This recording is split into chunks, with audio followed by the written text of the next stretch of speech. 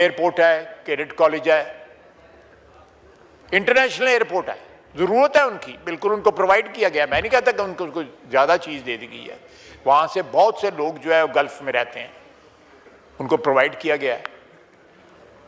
जितने इस वक्त एयरपोर्ट्स जो हैं बलूचिस्तान के अंदर हैं, किसी और सूबे में नहीं है।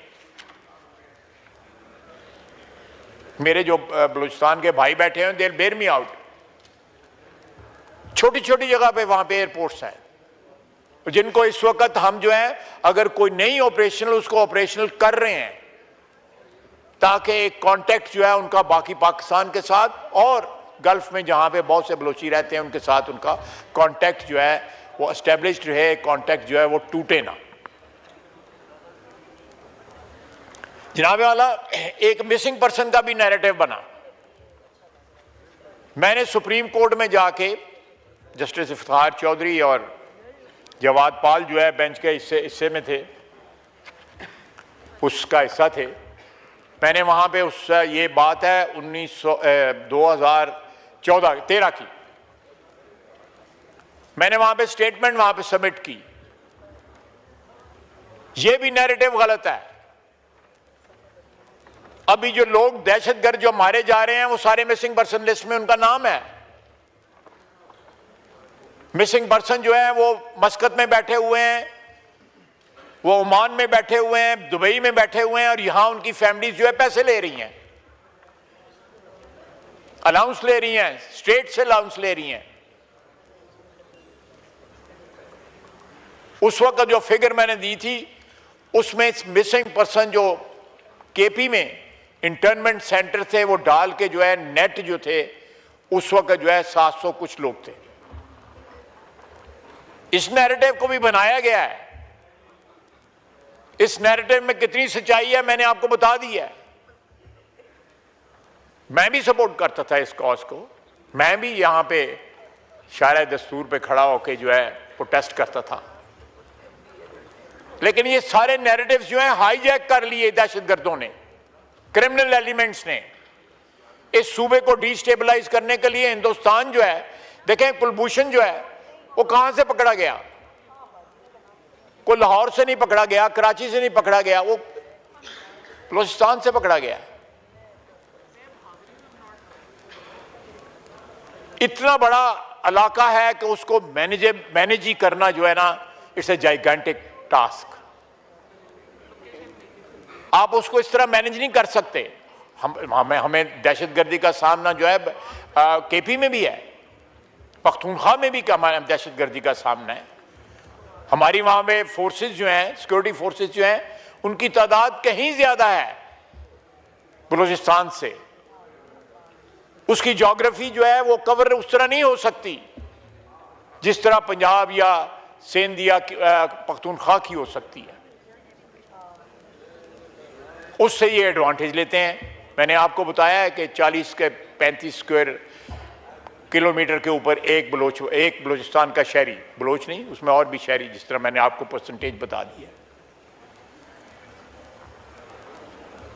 अब जनाबे स्पीकर, ये इनके पास जो असला है मैं आपको उसका भी बताता हूं। 20 लाख रुपए की तो सिर्फ राइफल है, हमारे पास नहीं है वो राइफल। उसके ऊपर जो लेजर जो हीट, बॉडी की हीट से डिटेक्ट होकर फायर होता है, वो $4000-5000 का वो है। टोटल जो गियर है इनके पास जो है इट्स क्लोज टू $20,000। वो कहां से आ रहा है? कौन उसकी अदायगी कर रहा है? कोई बताए इस बात को, कौन उसकी अदायगी कर रहा है? कौन इन्वेस्टमेंट कर रहा है असले के अंदर? अमेरिकन असला है वो। इस भाव पे मेरे दोस्त जो who are exposed to or who have knowledge of this trade, वो इस चीज को एंडोर्स करेंगे। तीन आइटम हैं जो है, एक नाइट विजन गॉगल, उनकी राइफल, और एक और आइटम है, मेरे पास तो असले का लाइसेंस भी नहीं है, इसलिए मुझे मेरा जो है वो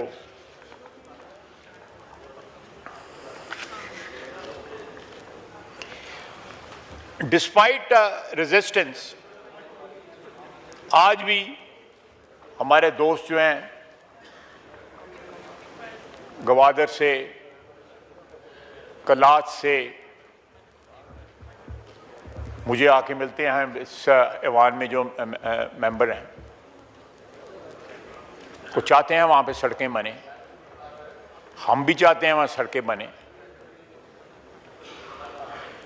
जहाँ सड़कें बनी हुई हैं उन पे जो बसें चलती हैं वहाँ से उतार के आईडी कार्ड देख के कि ये किस सूबे से ताल्लुक़ रखता है उसको कत्ल कर दिया जाता है।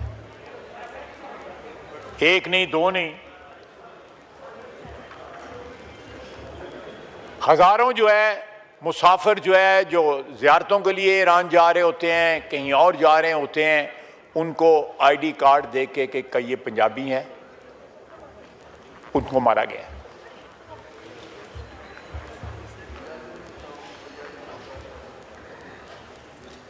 ये तफरीक जो है कहां से प्लांट की गई है?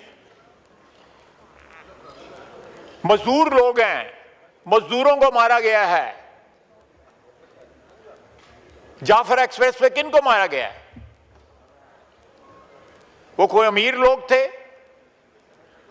या वो ताकतवर लोग थे या उन लोगों के पास कोई इन्फ्लुएंस था कि इस मुल्क की जो है वो डेस्टिनी चेंज कर सकते? वो ये क्या नैरेटिव था कि आप बेगुनाह अफराद को उनकी शनाख्त देख के उनको जो है आप कत्ल कर देते हैं?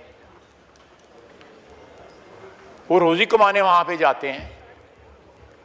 किसी भी सूबे में इस तरह नहीं होता। ये सिर्फ और सिर्फ जनाब स्पीकर एक क्रिमिनल जो गैंग है, ये सारा जो ट्रेड है, स्मगलिंग है, ये सारी की सारी इलीगल ट्रेड जो है, उसका जो मिलिट्री विंग है जो उनको प्रोटेक्शन प्रोवाइड करता है वो BLA है, जो अपने आप को लिबरेशन आर्मी कहता है। वो चोरों की आर्मी है, वो बैंडेट्स हैं।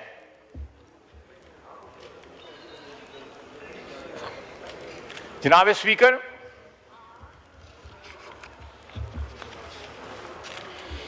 ये एक्टिवेट की गई है क्रिमिनल आइडियोलॉजी को जो है गार्ड करने के लिए।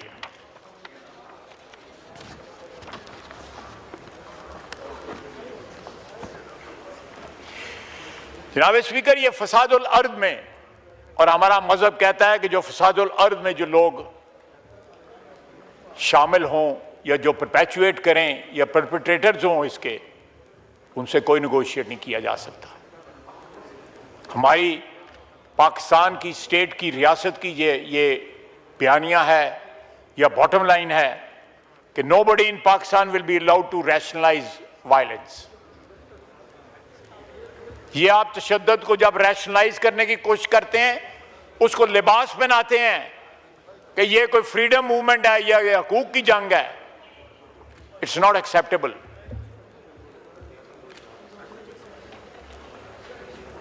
Because it's not true. ये एक कवर है क्रिमिनल जो एक्टिविटीज को जो है लेजिटिमाइज करने का।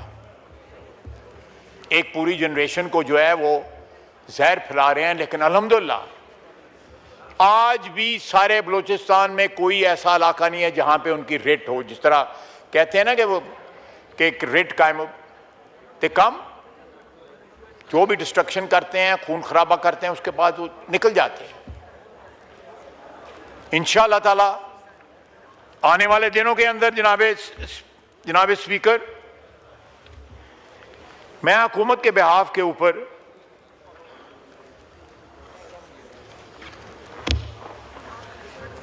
ये यकीन दिलाना चाहता हूं कि इन लोगों से कोई नेगोशिएशंस नहीं होंगी। जिस तरह ब्रूटल फोर्स ये लोग इस्तेमाल कर रहे हैं,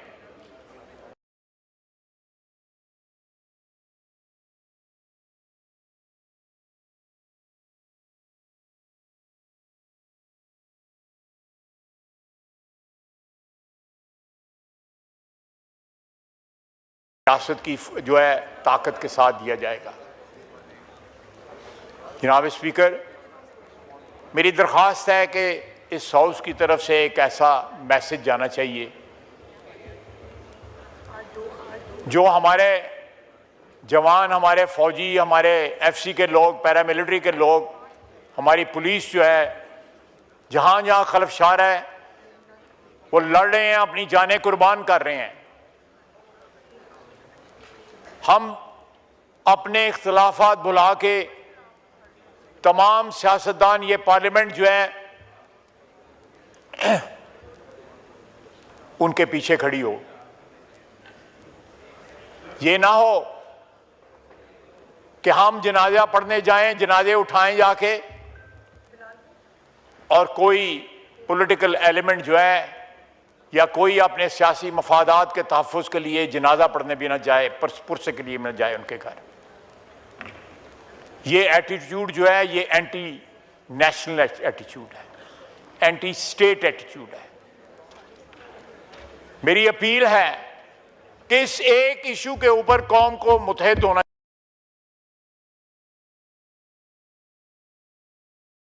चाहिए कि हम किसी क्रिमिनल गैंग को जो है कोई ऐसा नैरेटिव बनाने की इजाजत नहीं देंगे कि वो अपनी मुजरमाना सरगर्मियों को कोई लबादा ऐसा पहना सके कि उसको सैंक्टिफाई कर सके। कतई तौर पे नहीं देंगे।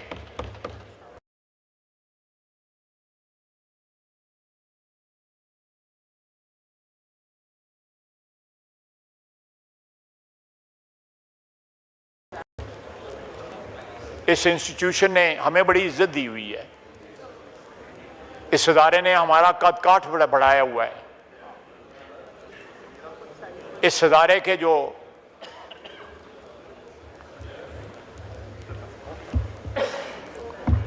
भी फ़राइज़ हैं या जो भी रिक्वायरमेंट हैं, हमारी इज्जत और आबरू जो बनी हुई है इसकी, उसको एक तरीके से ही पे बैक किया जा सकता है कि ये पूरा ऐवान जो है दहशतगर्दी के खिलाफ जो है यकजा हो जाए। हम इख्तिलाफात रखें, अपनी लड़ाइयाँ रखें, लेकिन ये 1 पॉइंट एजेंडा जो है इसके ऊपर पूरी कौम को मुत्तहिद होना पड़ेगा। अपने सियासी इख्तिलाफात जो है उनको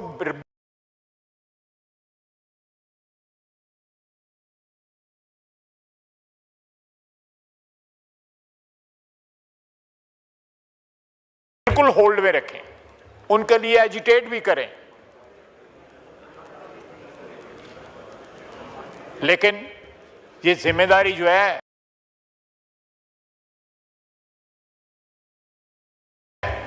वो सिर्फ हमारी फोर्सेस की नहीं है, ये पूरी कौम की जिम्मेदारी है। ठीक है, उनकी ये प्राइमरी प्रोफेशनल जिम्मेदारी है, कौम के साथ उनकी कमिटमेंट है, वतन के साथ उनकी कमिटमेंट है, और वो जिम्मेदारी पूरी कर रहे हैं, वो जाने कुर्बान कर रहे हैं।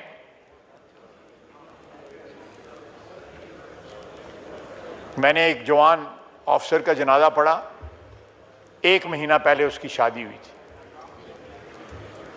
वज़ीर आज़म साहब भी वहाँ थे, मिलिट्री की, हमारी आर्मी की लीडरशिप भी वहाँ पे थी। उसकी वालदा ने कहा कि 1 महीना पहले इसकी शादी हुई है, 4 दिन के बाद इसने अपनी ड्यूटी पे जाना था, तो इसने मुझे कहा कि माँ दुआ करना कि मैं शहीद हो जाऊँ। तो माँ ने कहा कि माएँ कभी ये दुआएं नहीं करती कि बेटे की जान चली जाए, और वो शहीद हो गया। ये अवान जो है इन लोगों के खिलाफ, चाहे वो बलूचिस्तान में है, पंजाब में है, सिंध में है, पख्तूनख्वा में है, इस अवान को अपना हिस्सा डालना पड़ेगा। जनाब स्पीकर, हमारे यहाँ पे पैटी स्क्वाबलिंग जो है उसमें हम इतना बिजी, ये काफी नहीं है कि हम यहाँ पे रेजोल्यूशन पास कर दें, ये काफी नहीं है कि यहाँ पे हम तकारीर कर दें। We must demonstrate solidarity with the boys जो आपकी सीना सपर होके आपकी हिफाजत के लिए इस वक्त भी खड़े हैं, दिन रात खड़े हैं।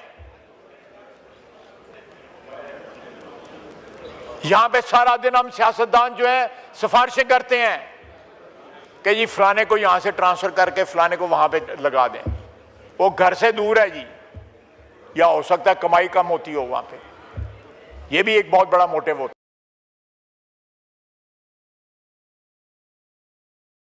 है कि उसकी वालदा है जी, उसके बच्चे हैं जी,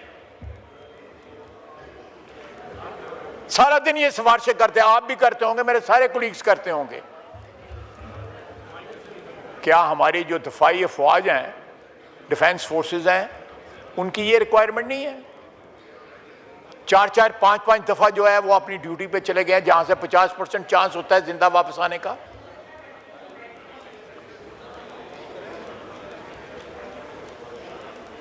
how can rest of the nation live in A bubble जिसमें करप्शन भी है, जिसमें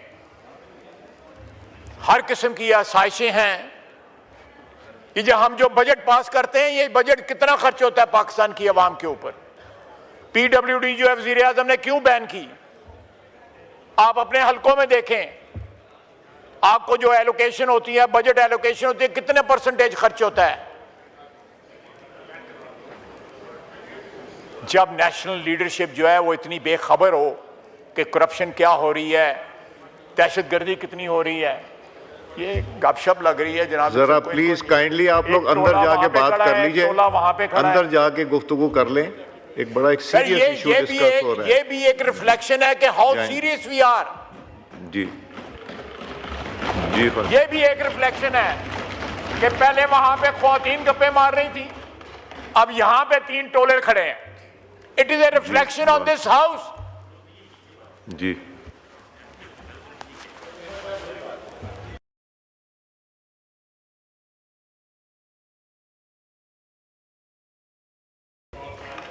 ये हमारे किरदार के ऊपर जो है एक रिफ्लेक्शन है।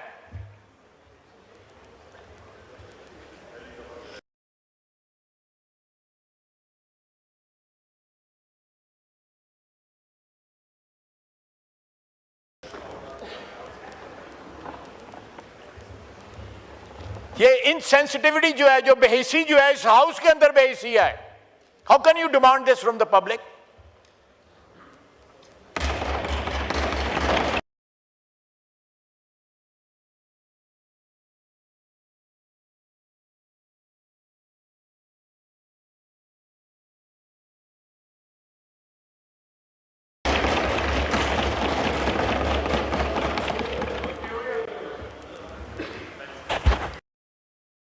जो हैं ट्रांजिट ट्रेड से माल कमाने वाले, यहां भी केपी में भी,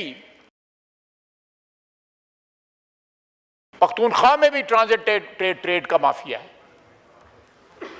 वहां भी अफगानिस्तान चीजें नहीं पहुंचती, चीजें वापस हमारी मार्केट में आती हैं। मुल्तान का बंदा नौशहरे में जाके क्यों अपना सामान क्लियर करवाता है?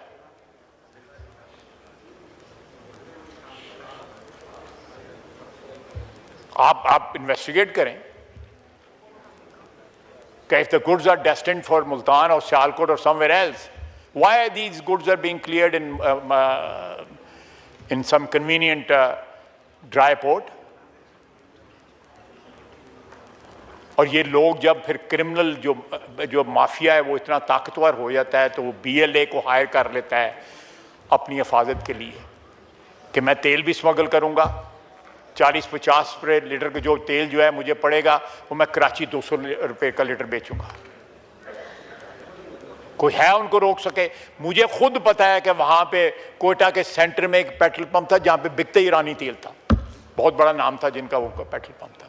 पता होगा मेरे भाई को, महमूद खान को पता है ना, देख लें जी। नहीं, बिजली जो है वो किसी अरेंजमेंट के तहत आती है वो। जी जी, काइंडली एड्रेस द चेयर। लेकिन ये मैं जनाब स्पीकर, मेरे कहने का मतलब है कि this is a wake up call. 177 जो है टेररिस्ट जो है वो हलाक हुए हैं, लेकिन ये भी तो सोचना चाहिए कि ये आज से नहीं सालों से हो रहा है कि वहां से बसों पे उतार के ID कार्ड देख के लोगों का कत्लेआम किया जाता है। वो ज़ायरीन होते हैं वो गरीब गुरबा होते हैं, बसों के ऊपर जो है कोई अमीर आदमी सफर नहीं करता।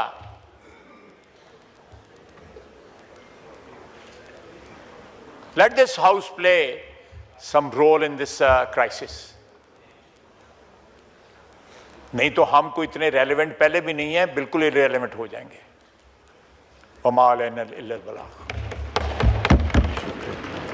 मैं एक अनाउंसमेंट करना चाह रहा हूँ। The House is being informed that a delegation of senior journalists from Pakistan Press Club UK, headed by Ms. Sarat Iqbal Saab, present in the visitors gallery. We welcome them. जी महमूद खान चकदई साहब।